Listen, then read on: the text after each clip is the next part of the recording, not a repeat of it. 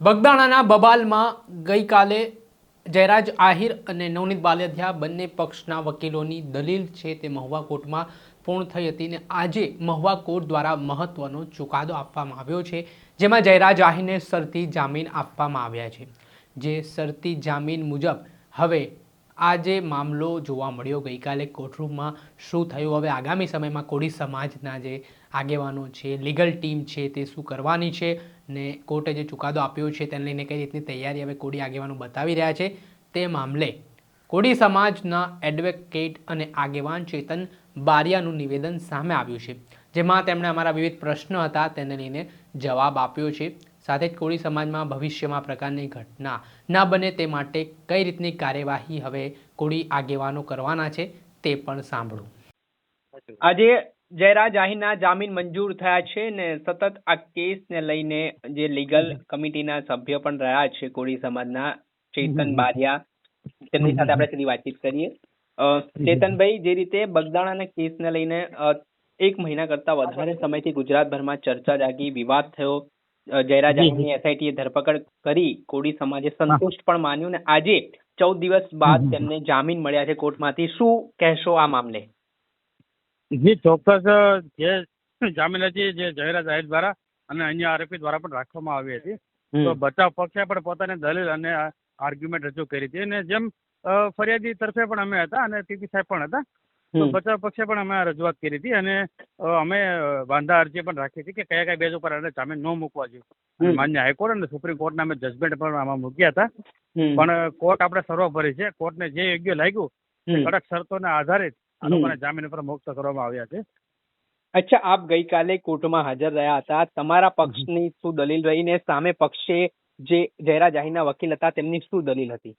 જી ચોક્કસ, એ પ્રમાણે તો ન્યાય પ્રણાલીના વિરુદ્ધમાં હશે કે ભાઈ અમે કોઈ સોશિયલ મીડિયામાં કે કોઈ જગ્યાએ આ બાબતે જાહેર ન કરી શકીએ, પણ એ ચોક્કસ તમને કહ્યું કે બચાવ પક્ષે પણ જે એના પુરાવા હતા એ રજૂ કર્યા હતા અને ફરિયાદી તરફે પણ જે આમાં આરોપી ઇન્વોલ્વ હતા અને જેનો જેટલો રોલ હતો એસઆઈટીએ સંપૂર્ણ તટસ્થ અને સત્ય ઉપર આખી તપાસ કરી હતી, એની પણ પુરાવા રજૂ કર્યા હતા ને ફરિયાદી પક્ષે પણ અમે રજૂઆત કરી હતી કે અમે જેટલા બેઝમાં એટલામાં તથ્યો હતા એમ। અચ્છા, તો હવે આગામી દિવસોમાં નવનીતભાઈને લઈને ચેતનભાઈ કઈ રીતની તૈયારી લીગલ ટીમ કરી રહી છે? કેમ કે અહીંયાથી જે એક સમયે હત્યાના પ્રયાસનો ગુનો નોંધાયો છતાં જામીન મળી ગયા આટલા ઓછા સમયમાં, તો કઈ રીતની તૈયારી છે હવે? જી ચોક્કસ, ન્યાય પ્રણાલીને કોઈ પણ લાગ્યું હશે કે નહીં આમાં જામીન પર મુક્ત કરવા જોઈએ, તો સખ્ત જામીન ઉપર આ લોકોને મુક્ત કરવામાં આવ્યા છે। તો આગળ અમે નક્કી કરશું કે કઈ કઈ શરતો છે અને કઈ કઈ બેઝ ઉપર હવે આગળ અમે લડત આપી છે। સમગ્ર અમારી લીગલ ટીમ જે છે 35-36 જણાની, અમે બેસીને ચર્ચા કરીશું કે આગળ અમે શું કાર્યવાહી કરવી। અચ્છા, તો ચેતનભાઈ શું કાચું કપાયું તમને લાગે છે? એસઆઈટી ની વાત હોય કે પછી જે વકીલોની વાત હોય, કઈ એવું લાગે છે તમને કે નહીં, કાચું તો અમે કોઈ જાતનું નથી કપાણું। બંને પક્ષોને રજૂઆત કરી હતી અને બચાવ પક્ષનો પણ અધિકાર હોય છે આરોપીઓનો કે પોતે જામીન ઉપર જે અધિકાર છે એ જામીન પર મુક્ત કરવા માટે અરજી પણ કરી શકે।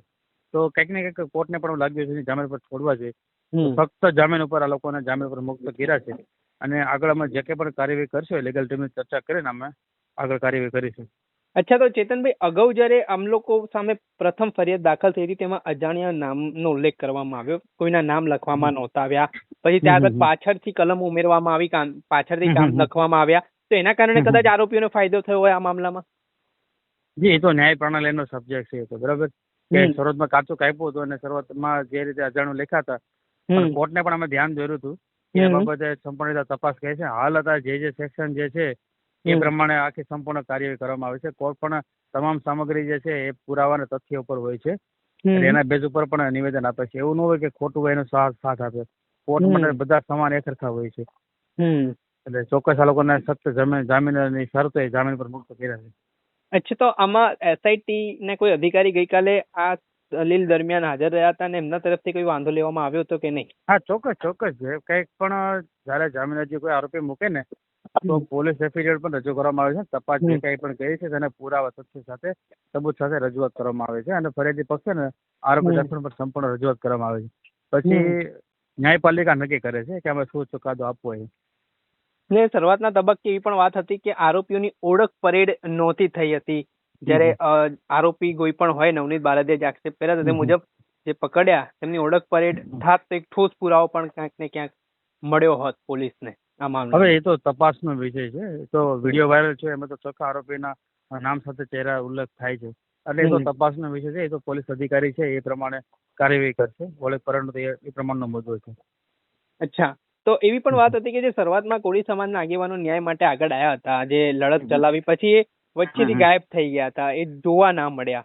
તો આ બાબતને રાજકારણ સાથે પણ સરખાવવામાં આવી રહ્યું છે કે નહીં, નહીં, ભાઈ આ એક નહીં, રાજકીય સમાજ- રીતે પણ આ- માયાભાઈ આહિર હા, સાથે આવું કંઈક વાટોઘાટો નહીં, પૂરો નહીં, થઈ રહ્યો છે. નહીં. શું છે મામલો? સમાજે ક્યારે ના સમાજના તમામ લોકોએ ક્યારે રાજકારણ જોયું નથી અને નવનીતભાઈ વાળી મેટરમાં રાજકારણ હતું જ નહીં. આ તો સમાજને ક્યાંક ને ક્યાંક એવું લાગતું હતું કે એટલા અત્યાચાર થાય છે છતાં પણ આરોપીઓને પકડવામાં નથી આવતા ને કચાશ એ છે તપાસમાં ક્યાંક ને ક્યાંક બાંધછોડ કરવામાં આવે છે, જેથી કરીને સમાજના આગેવાનોએ, સમાજના રાજકીય નેતાઓએ પોતાનો પ્રોટોકોલ રાખી અને સમગ્ર રજૂઆત સીએમ સાહેબને કરી હતી અને આ બાબતે એસઆઈટી ટીમની રચના કરી હતી અને સંપૂર્ણ તટસ્થ અને નિષ્પક્ષ રીતે એસઆઈટી ટીમની તપાસ ચાલુ છે ને હાલ પણ અત્યારે પુરાવા અત્યારે બધા પોતાની રીતે ભેગા કરીને તપાસ ચાલુ છે કરે. તો કંઈક ને કંઈક સમાજમાં જે લોકો મનુષ્ય ફેલાવતા હોય કે ખોટા અફવા ફેલાવતા હોય કે રાજકારણ છે, પણ હું આ બાબતે તદ્દન વખોડું છું કે સમાજમાં ક્યારે રાજકારણ આમાં હતું જ નહીં. સમાજના તમામ લોકોએ આમાં ભેગા થઈ અને દીકરાને ન્યાય અપાવવા માટે મુહિમ ઉપાડેલી હતી. અચ્છા, છેલ્લો મારો પ્રશ્ન, ચેતનભાઈ, આગામી ભવિષ્યમાં જો કોળી સમાજ પર હુમલો આવી રીતે કોઈ યુવક પર થશે તો આ ઉગ્રતા અને આ જ રીતે આંદોલનના માર્ગે કોળી સમાજ જશે કે નહીં? જી ચોક્કસ. તમારો સવાલ મને બહુ ગમ્યો, કારણ કે સમાજમાં અત્યાચાર તો વારગડે થતા હોય, પણ આ આખો અત્યાચાર આખો અલગ હતો. કારણ કે એટલી ક્રૂરતાથી ને એટલા ભય મનુષ્યથી એને ગાળાગાળી કરી અને જે મારવામાં આવ્યા હતા, જેથી કરીને દર ખેલે તો આવો બનાવમાં તો એસઆઈટીની ટીમની રચના નથી થવાની અને સમાજ આખો ભેગો નથી થવાનો. એટલે અમે કંઈક ને કંઈક સમાજમાં જાગૃતતા પણ રાખશું કે તમે કાયદો જાણો ને કાયદા બાબતે તમે માહિતગાર રહો. ભવિષ્યમાં આવો કોઈ પણ જાતનો બનાવ બને તો તમે કઈ રીતે આગળ કાર્યવાહી કરવી તે તમે જાણો અને શીખો. ચોક્કસથી. ખૂબ ખૂબ આભાર ચેતનભાઈ, તમે જોડાયા અને આ મુદ્દે પ્રતિક્રિયા આપી. આ હતા એડવોકેટ ચેતન બારિયા, તેમણે આ મામલે મહત્વનું નિવેદન આપ્યું છે.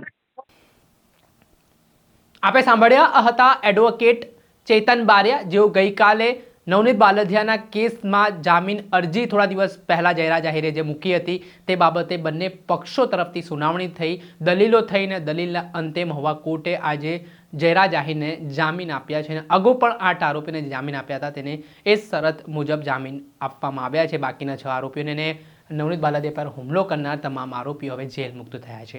દર્શક મિત્રો, આવા જ નવા વિડીયો સાથે આપને માહિતગાર કરતા રહીશું, એટલે નવજીવન ન્યૂઝ જોતા રહો.